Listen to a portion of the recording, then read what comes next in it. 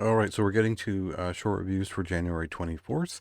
Now, I might pause some of these short reviews in February just to catch up with a lot more things and touch upon other features and things. I'd like to get back to more of the unexhaustive studies stuff and whatnot.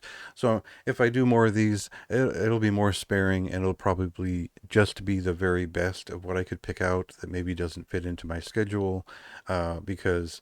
I don't know that the readership of these short reviews columns is high enough to where it really justifies the amount of time that they sometimes take, and no, of course, not a complaint. Do what you will. We'll start this week with Blood Red Throne's Nonagon, and this is the 11th full-length album from the band, and they've long been a staple of like a touring band, and one that is often compared to Cannibal Corpse, because well, they've been putting out the same album for quite a long time, while slowly incorporating modern influences into each one. Now, their deal from the beginning, I was around from the first album, and I really did like Altered Genesis and where that was headed, but they've been fairly uninteresting since. And the thing with this band is they were around when brutality what was big, and they brought groove and some more interesting songwriting that was more approachable at the time. This was a meat and potatoes band for the post millennium crowd, and I was a fan early on, and they kind of lost me when the modern groove metal side of it started to become more important. You know, the same thing happened with like Decapitated, where they simplified in a way, and it just wasn't interesting to me. And I think that on the last few records, they've done well to kind of pull together a lot of what was good early on in the late '90s and early 2000s, and keep that simple songwriting flair and the big grooves without resorting to, you know, making deathcore or whatever. Now, there's a bit of that here. There's a new vocalist. His range is a little bit grating for my own taste. There are a lot of breakdowns on this record for my own taste, so it really wasn't for me.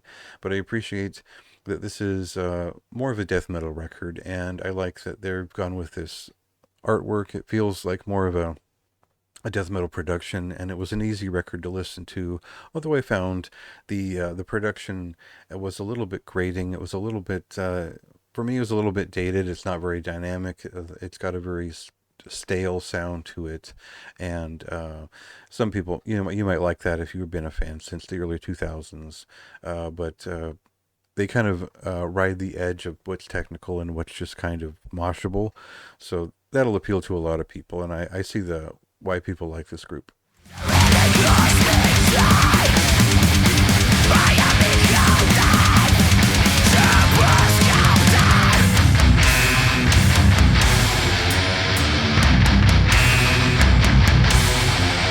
A Worm Through Time is the first EP from The Oldest House, and this is a sludge doom metal project, an extreme sludge doom metal project from the vocalist guitarist of black metal group Aversio Humanitatis. I would consider that a post-black metal group, but this the way I see this is they've kind of taken the sound and fidelity of a band like Conan, which emphasizes a lot of fuzz and distortion and big ringing atmospheric sludge metal riffs, and gives it some extreme metal flavor. And I think that really works out for most of this record, which is pretty single-minded, very much centers around simple dramatic sludge metal riffs. But I really appreciated when they brought in the extended ambient piece. I think it adds a lot to the album, and I wish they'd incorporated more of that into the sound. Otherwise, I didn't find that this really stood out in terms of its songwriting so much as the dynamic sound that it presents, and I think that'll be enough to entertain a lot of people.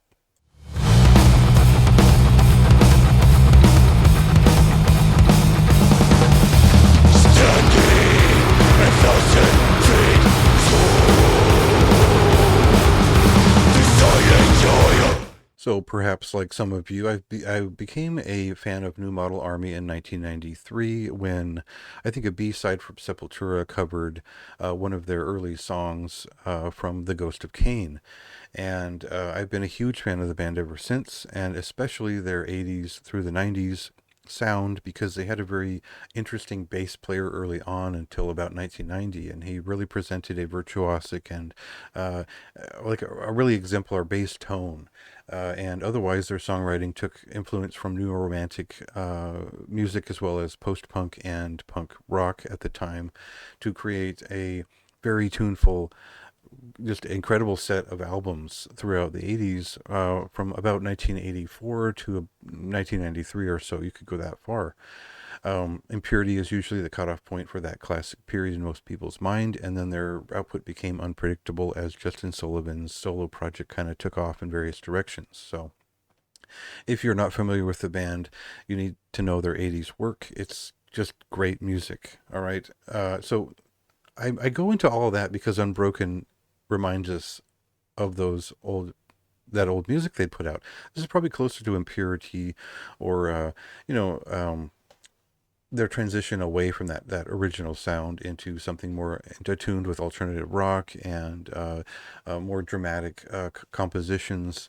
And this is coming off of a very well celebrated symphonic live album, so there's a little bit of drama in this record too. But they've kind of dialed it back to some of their post-punk days, and I think it really makes for an effective and memorable record. For me, it's nostalgic in a way, but it's also reflective of the strides that Justin Sullivan has made in other ways throughout the years. So I think his songwriting really stands out here. I only wish the bass line stood out as much as the classic stuff. It's a very flat tone, and it kind of wobbles around in uninteresting ways in a lot of the songs. So a lot to take in there, but it's a great record, and if you're a fan of the band, I think you'll probably like it more than the last one. Even I know it was popular, but I like this one a lot more than the previous.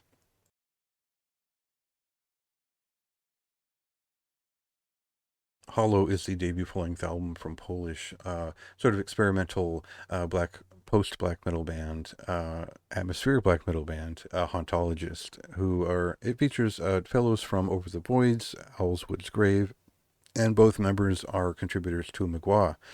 So, if you're a fan of Magua, you'll like parts of this album quite a bit because there is that intensity and atmospheric black metal touch to it, which is both semi melodic and I would say captivating overall. But that's not all there is to this record. There's some neo folk and I guess different types of interests here, like post metal, that interrupt that feeling and take it where it will. And I think there isn't enough of the neo folk, and there's too much of the post rock and post metal on here, and so it leaves a lot of air hanging and a lot of repetitive motions happening, while the meat of the album, as it were, just kind of dangles out of grasp. So it's a pretty good record, and I think that if they had emphasized the neo folk side of it, because they're quite good at that Death in June kind of sound, um, it would make this something more special and feel less tentative as it's in its transformation over time. So, a strong record overall. I think fans of atmospheric black metal and Magua will appreciate the variation available here, and I think the idea has been well proven. They just need to execute it at a different ratio that's just kind of going for it.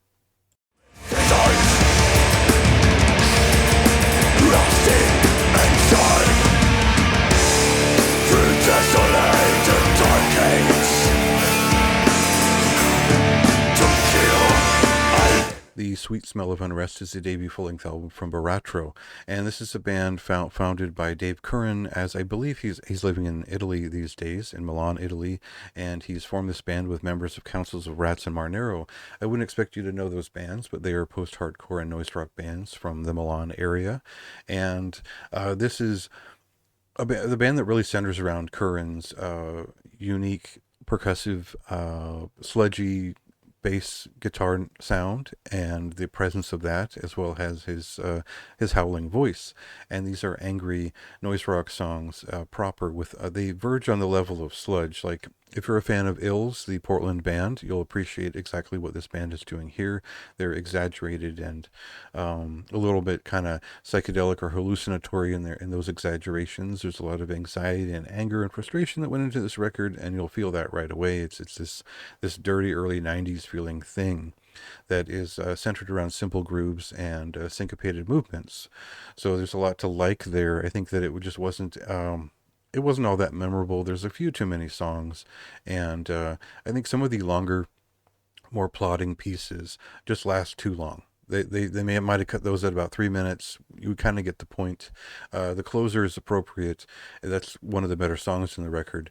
But otherwise, there's just a little bit too much went into this, and the album art is kind of ugly and plain.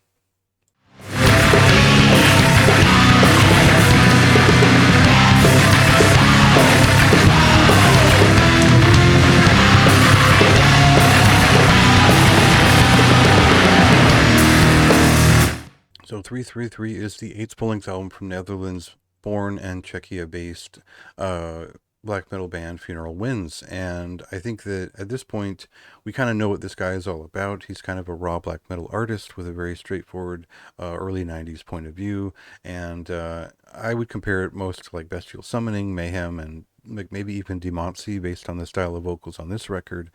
But all of that, what really matters is that he's a great guitarist. And what I mean is it's not that's about showing so much as providing ideas to those guitar riffs. It is kind of a not a great sounding record. The drums sound pretty terrible on this and all that, but I think it still has a charm to it in terms of these evil early black metal intent, and a lot of that is sold by way of the guitar work. So I think that's the really strong part of this record that most people will be able to relate to right away, is to get into the riffs and just follow what this guy can do, and it's a pretty cool result. I've liked most of his past like 4 records for the same reason.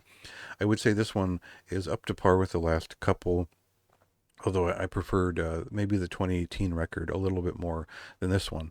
So worth checking out if you're just a diehard fan of black metal. And this guy has been around forever, so his guitar playing shows it quite a bit, while the rest of the record kind of shambles along after it.